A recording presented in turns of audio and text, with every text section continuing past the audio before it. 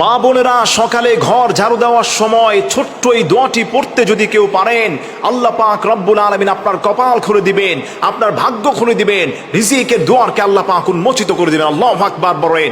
ওই ঘরের মধ্যে আল্লাহ পাক এত বেশি বরকত দান করবেন, কশ্চিন কালেও সেই বরকত শেষ হবে না। আল্লাহু আকবার পড়েন।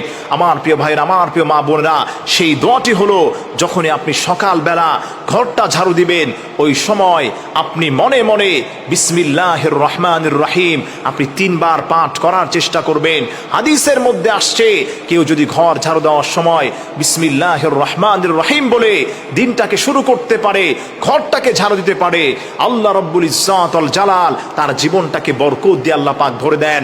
আরেকটি বর্ণনার মধ্যে আসছে, কোন গোলাম যদি কোনো কাজ শুরু করে, যদি বিসমিল্লাহ বলে সেই কাজটা শুরু করতে পারে, আল্লাহ রব্বুল ইজ্জত ওয়াল জালাল তার ওই কাজের মধ্যে এত বেশি বরকত দান করেন, সেই বান্দা কল্পনাও করতে পারে না।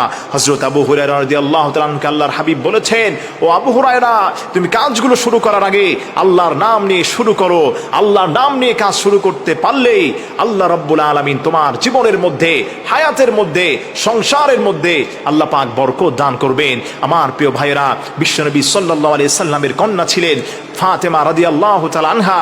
তার ঘরের মধ্যে খাবার নেই, 3 দিনের মতো তিনি না খাওয়া অবস্থায় আল্লাহর হাবিবের কাছে গেলেন, বললেন, ইয়া রাসূলুল্লাহ, ইয়া হাবিবাল্লাহ, আমার ঘরে তো খাবার নেই। আল্লাহর নবী হযরত ফাতেমা রাদিয়াল্লাহু তাআলা আনহাকে বললেন, তুমি যখন সকালবেলা হবে, যখন তুমি ঘর পরিষ্কার করবে, ঘরটাকে ঝাড়ু দিবে, ওই সময় 3 বার বিসমিল্লাহির রহমানির রহিম পাঠ করবে। আল্লাহ পাক রব্বুল আলামিন কোনদিন তোমার ঘরের মধ্যে আল্লাহ পাক বরকত শূন্য করবে না, বরকত দিয়ে আল্লাহ পাক ভরে দিবেন। আল্লাহর হাবিব